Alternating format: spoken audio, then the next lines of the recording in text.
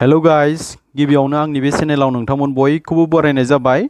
दिनै बिदिब्ला थाखो 10 नि सानखान्थि आयदानिफ्राय सोंनाय बिदां 2.2 नि 2 नाम्बारनि मावफुंथायखौ खालामनि। बेनिखायनो आं बयखौबो खावलायो नोंथांमोना बे भिडिअखौ जोबजासिम नायलां आरो भिडिअखौ मोजां मोनोब्ला लाइक खालाम, शेयार खालाम आरो आंनि चेनेलखौबो साबस्क्राइब खालाम जाहाथे गोदान भिडिअ आपल'ड खालामनाय लोगो लोगो नोंथांमोना गोरलैयैनो नायनो हायो। स' बिदिब्ला जों स्टार्ट खालामनि।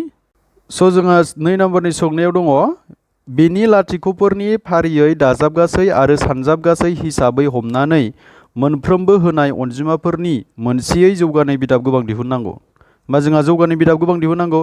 जों नैबेखौ मा लानांगौनो दाजाबगासै हमनानै लानांगौ आरो बेखौ मा होननानै हमना लानांगौ सानजाबगासै होननानै हमनानै लानांगौ। बेखौ दाजाबगासै आरो बेखौ सानजाबगासै हमनानै जोङो मोनसे जौगानाय बिदाब गोबां दिहुननांगौ। माने नैबेबायदि जौगानाय बिदाब गोबां दिहुननांगौ। होमबा बे सोंलुआ जोंहा 1 नाम्बारनि उल्था होननानै बुंजायो। मानो होनबा जों 1 नाम्बारनिफ्राय जों लाथिख'नि दाजाबगासै आरो सानजाबगासैखौ दिहुनदोंमोन। दानिया लाथिख'नि दाजाबगासै आरो सानजाबगासैनिफ्राय उल्था जों माखौ दिहुनफिननांगौ जौगानाय बिबां बिदाबखौ दिहुनफिननांगौ। स' बिनि थाखाय जों बोरै दिहुनगोन जों नायनि फै।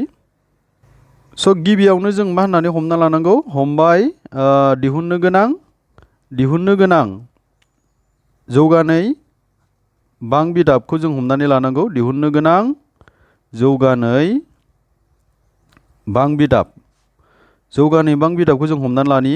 जौगानाय बां बिदाबखौ जों मा होननानै हमना लानांगौ ax² प्लास bx प्लास c होननानै हमना लाबाय।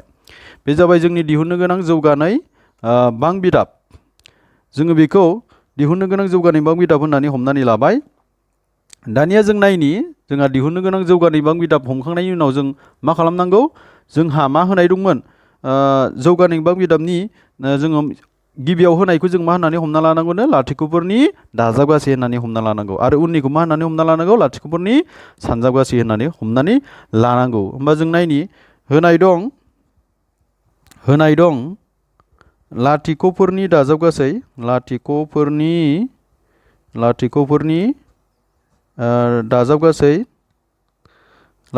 दाजाबगासै स' जोंहा लाथिख'फोरनि दाजाबगासैया जोंहा बेसे होनाय दङ लाथिख'फोरनि दाजाबगासै होनाय दङ जोंहा 1/4 होनाय दङ 1/4।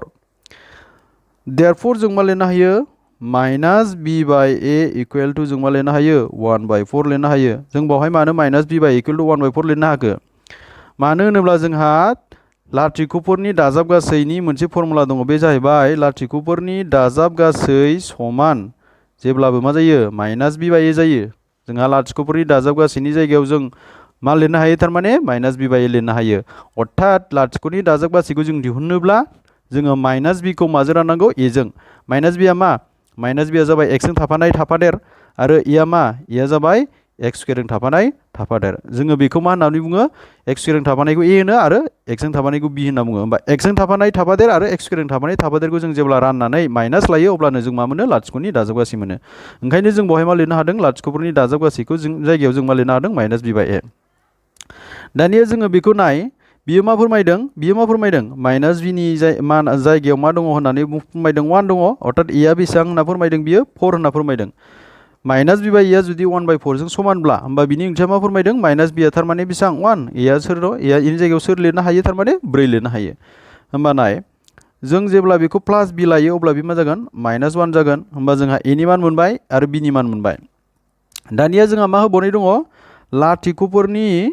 लाथिख'फोरनि सानजाबगासै होनाय दङ जोंहा लाथिख'फोरनि सानजाबगासैया बेसेमोन लाथिख'फोरनि सानजाबगासैया जोंहा होनाय दङ 1 होनाय दङ 1। होमबा जों मा लिरनो हायो बेबायदिनो दहाय लिरनाय बायदि देयरफर जोङो c/a इकुवेल टु मा लिरनो हायो 1 लिरनो हायो। बेवहाय मा फोरमायदों लाथिख'फोरनि सानजाबगासै जोंहा बेवहायबो मोनसे फर्मुला दं जेरैहाय लाथिख'फोरनि दाजाबगासैया जेरै -b/a जादों थिग बेबायदिनो लाथिख'फोरनि सानजाबगासैयाबो मा जागोन c/a जागोन।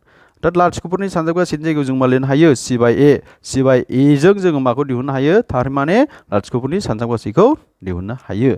होमबा नाय जों a खौ फज'नि बेसे मोनो c आ c a नि मानखौ जों बेसे मोनदोंमोन 4 मोनदोंमोन जों बेखौ बाव फज'नि होमबा जोंहा बेसेबां जागोन देयरफर c इकुवेल टु बेसे जागोन 4 सानजाब 1 4 जों 1 जों सानजाबनानै जोंहा बेसेबां जाखो 4 मोनबाय। देयरफर जोङो a नि मान मोनबाय b नि मान मोनबाय आरो c नि मान मोनबाय। होमबा जोङो गोरलैयैनो जौगानाय बां बिदाबखौ दायो लिरनो हासिगोन। स' जों जौगानाय बां बिदाबखौ मा हमदोंमोन ax² प्लास bx प्लास c होननानै हमदोंमोन जोङो। होमबा जों बेवहाय इनि जायगायाव जों इनि मानखौ फज'बानो बिनि जायगायाव जों बिखौ फज'बानो सिनि जायगायाव जों सिनि मानखौ फज'बानो जोङो दिहुननो गोनां जौगानाय बिबां बिदाबखौ मोनसिगोन। स' आं बावहाय लिरना लाबाय, बिनिखायनो जौगानाय बिबां बिदाबा एक्स स्क्वायर जायोमोन। इनि जायगायाव जोंहा बेसे मोनखो?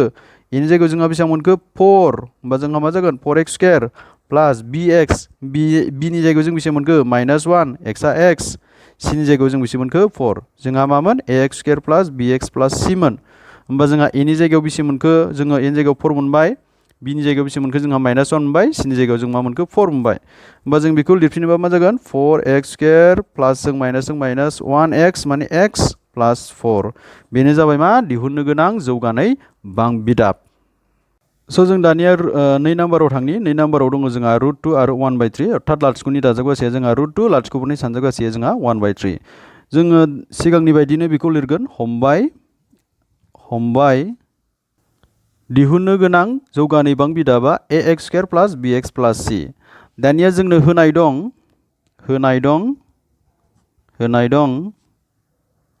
लाथिख'फोरनि दाजाबगासैखौ बेसे होनाय दङ? √2 दङ। होमबा जों मा लिरनो हायोमोन? लाथिख'फोरनि दाजाबगासैनि जायगायाव जों मा लिरनो हायोमोन? -b/a लिरनो हायो। होमबा जोंहा बिथिं मा दंमोन? √2। दानिया नाय, जोंहा बियो दहायनि बायदि बोखावखोन्दो महराव गैया, बेनिखायनो जों बेखौ बोखावखोन्दो महराव लिरगोन जाहाथे -b/a बायदि जायो। होमबा जों बेखौ मा लिरनो हायो? √2 मा लिरनो हायो? 1 लिरनो हायो। मानो होनब्ला √2/1 माने मा? √2/1 माने मा? √2खौ 1 जों रानबा जोङो √2खौनो मोनफिनो। होमबा बिनि ओंथिया मा फोरमायदों? -bआ सोरनि समान? √2नि समान। आरो a सोरनि समान होनना फोरमायनाय जादों? 1नि समान होनना फोरमायनाय जादों। बिदिब्ला bखौ जोङो जुदि माइनासखौ जुदि प्लास खालामोबा जोंहा बिथिं मा फैगोन? -√2 फैगोन। होमबा a नि माना 1, b नि मानखौ जों मा मोनखो? √2 मोनबाय। दानिया जोंनो मा होबावनाय दङ? लाथिख'फोरनि मा होनाय दङ जोंनो? सानजाबगासैखौ होबावनाय दङ। लाथिख'फोरनि सानजाबगासै बेसेमोन? 1/3 मोन। होमबा जोङो लाथिख'फोरनि सानजाबगासैनि जायगायाव जोंहा मा लिरनो हायो? c/a लिरनो हायो। होमबा 1/3 आ 1/3। लाथिख'फोरनि सानजाबगासै माने c/a। होमबा समाना समान 1/3 आ 1/3। बिनि ओंथिया मा फोरमायदों? बिनि ओंथिया मा फोरमायदों? c नि मानखौ दिहुननांगौ होनना फोरमायदों। होमबा जों c नि मानखौ जों बोरै दिहुनगोन? नाय, a नि जायगायाव जोंहा बेसेबांमोन? 1 मोन। होमबा बिथिं बेसेमोन? 1/3। होमबा c खौ जोङो ल' लाखियोब्ला जोंहा 1/3 जों 1 जों सानजाब जागोन। अर्थात c नि मानखौ जों मा लिरनो हायो? 1/3 लिरनो हायो। बिदिब्ला जों c नि मान मोनबाय। दानिया जों a निबो मान मोनबाय, b निबो मान मोनबाय, c निबो मान मोनबाय। देयरफर जोङो मा लिरनो हागोन? देयरफर जौगानाय बिबां बिदाबा जोंहा बेसेमोन? a जाबाय 1x स्क्वायर प्लास b आ बेसेबां? -√2x प्लास c आ बेसेबां? जोंहा 1/3। अर्थात जोंहा ax स्क्वायर प्लास bx प्लास c मोन। जों a नि मानखौ फज'बाय, b नि मानखौ फज'बाय, c खौ फज'बाय। होमबा जों बेबायदि मोनबाय फज'नानै। दानिया नाय, जों बेखौ जोङो अनलि x स्क्वायरल' लिरगोन। माइनासजों प्लासजों जोंहा -√2x। जों बेखौ जोङो 1/3 जों बे महरावबो दोननो हायो। बेखौ जों गुबुन मोनसे महरावबो दोननो हायो।